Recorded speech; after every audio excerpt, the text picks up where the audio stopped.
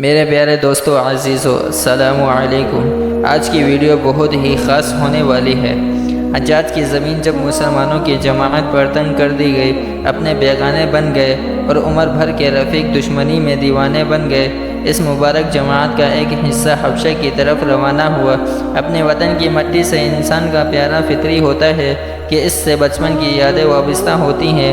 اسے چھوڑ کر کہیں اور جا کر رہنا کسی خاص جذبے سے ہو سکتا ہے۔ اس لیے حبشہ کے بادشاہ نے، جن کا نام حافظ ابن حجر رحمۃ اللہ علیہ نے، اس قافلے اسلام کو بلایا۔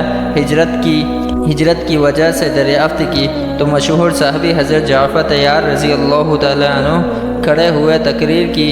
حضرت جعفر رضی اللہ تعالیٰ عنہ نے اس تقریر میں جاہلیت کا نقشہ اور اسلام کی تصویر اس خوبی سے بیان کی کہ یہ تقریر جمعیت بیان کا ایک حسیسہ پارہ، ادب عربی کا خوبصورت گلدستہ اور تاریخ اسلام کی ایک قیمتی دستاویز بن گئی۔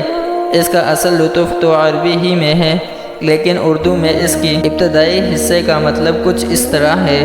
حضرت جعفر رضی اللہ تعالیٰ عنہ نے فرمایا، اے بادشاہ، ہم جاہل تھے، بتوں کی عبادت کرتے تھے، مردار کھاتے تھے، بے حیائی کا شکار تھے، رشتوں کو توڑتے تھے، پڑوسیوں کے ساتھ بدسلوکی کرتے تھے، قوی ضعیف کو کھا جاتا تھا۔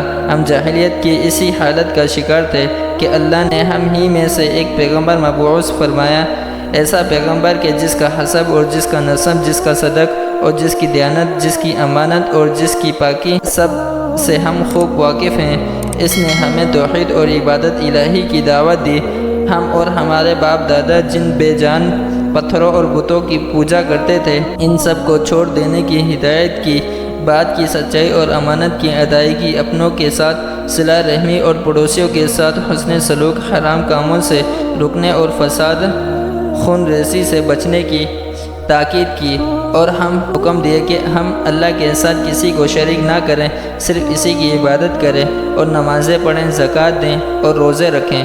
چنانچہ ہم نے اس کی تصدیق کی، ان پر ایمان لائے اور اللہ کی جانب سے وہ جو کچھ لے کر آئے اس کی اطاعت کی سبب ہم صرف اللہ کی عبادت کرتے ہیں، شرک سے بچتے ہیں، حلال ہی کو حلال سمجھتے ہیں اور حرام سے رکتے ہیں۔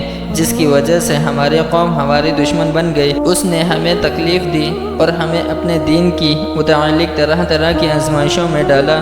وہ چاہتی ہیں کہ ہم پھر سے بے جان بتوں کی عبادت شروع کر دیں، پھر حرام کو حلال سمجھنے لگے اور ایک بار پھر ان غلط رسومات میں مبتلا ہو جائے۔ جب اس نے ہم پر ظلم و ستم کے پہاڑ ڈھائے، زمین ہم پر تنگ کر دی گئی، ہمارے اور ہمارے دین کے درمیان حائل ہونے لگی، تو ہم آپ کے ملک کی طرف نکل آئے۔ آپ کے پڑوسی ہونے پر رغبت کی اور سب کو چھوڑ کے نگاہ پسند آپ پر ٹھہرائی۔ یہ حق کی آواز تھی جو دل سے نکلی تھی اور دل پر جا لگی۔ نجاشی کی آنکھیں آنسوؤں سے بھر گئی تھی، اس کی شاہانہ نظریں اسلام کی روشنی دیکھ چکی تھی، اس کا دل اسلام کی حقانیت کا گواہ بن چکا تھا، اور اس کی زبان اشہد ان لا الہ الا اللہ و اشہد ان محمدا عبدہ و رسولہ کہہ کر اپنے لیے ہمیشہ کی کامیابی کا اعلان کر چکی تھی۔ اس واقعے سے معلوم ہوا کہ دین اسلام ہی وہ دین ہے جو انسان کی صرف ایک ذات کی بندگی اور عبادت سکھاتا ہے، تو پھر اس دین کے ماننے والوں کی عبادتوں میں اثر کیوں نہ ہو؟ آج بھی یہ اثر پیدا ہو سکتا ہے، لیکن اس کے لیے ہمیں سچا اور پکا مسلمان بننا ہوگا۔